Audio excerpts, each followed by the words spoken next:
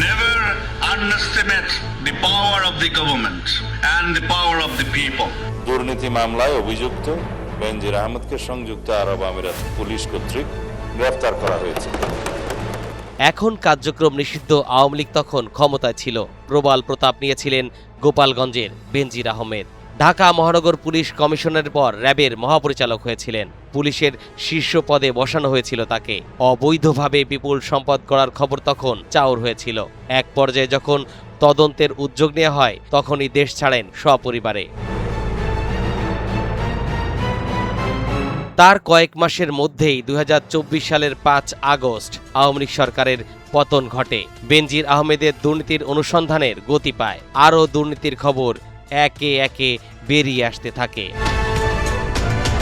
স্বাধীন বাংলাদেশের ইতিহাসে কোনো পুলিশ সদস্য এতটা দৃশ্যমান, প্রভাবশালী ও রাজনৈতিকভাবে আলোচিত ছিলেন না। আওয়ামী লীগ সরকারের সময় আইন শৃঙ্খলা বাহিনীর গুরুত্বপূর্ণ সিদ্ধান্ত বাস্তবায়নের অন্যতম পরিচিত মুখ ছিলেন এই বেনজির আহমেদ। ২০১৩ সালের হেফাজতের ইসলামের শাপলা চত্বর কর্মসূচির উচ্ছেদ অভিযানে ঢাকার পুলিশ কমিশনার হিসেবে নেতৃত্ব দিয়েছিলেন তিনি। পরে অপারেশন সিকিউর শাপলা নামে পরিচিত ওই অভিযানে প্রাণঘাতী অস্ত্র ব্যবহার করা হয়নি বলে দাবি করেছিলেন বেনজির, যদিও ঘটনাটি নিয়ে দীর্ঘদিন ধরে বিতর্ক অব্যাহত রয়েছে। ২০১৪ সালের নির্বাচনকে ঘিরে বিরোধী দলের আন্দোলন দমনে পুলিশের ভূমিকা নিয়েও সমালোচনার মুখে পড়েন তিনি। বিএনপি চেয়ারপারসন বেগম খালেদা জিয়ার কার্যালয়ের সামনে বালু ভর্তি ট্রাক দিয়ে সড়ক অবরোধের ঘটনাও ব্যাপক বিতর্কের জন্ম দিয়েছিল। সে সময় ডিএমপির কমিশনার ছিলেন এই বেনজির আহমেদ। র্যাবের মহাপরিচালক হিসেবে দায়িত্ব পালনকালে বিচার বহির্ভূত হত্যাকাণ্ডের অভিযোগে বারবার তার বিরুদ্ধে প্রশ্ন উঠেছে। তবে তিনি সব সময় এই অভিযোগ অস্বীকার করেছেন, বরং বিভিন্ন সময় প্রকাশ্যে আইন শৃঙ্খলা বাহিনীর কঠোর অবস্থানের পক্ষে কথা বলেছেন।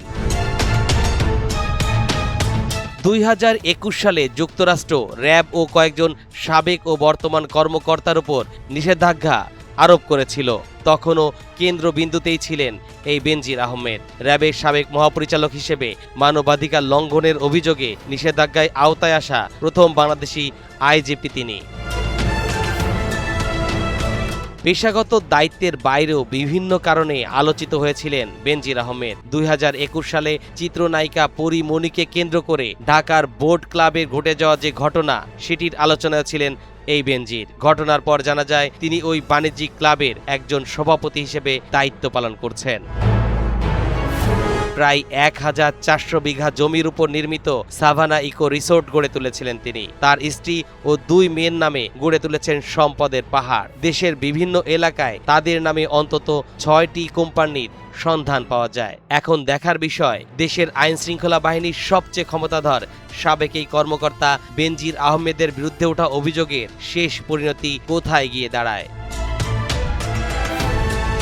তরিকুল ইসলাম, এনটিভি অনলাইন।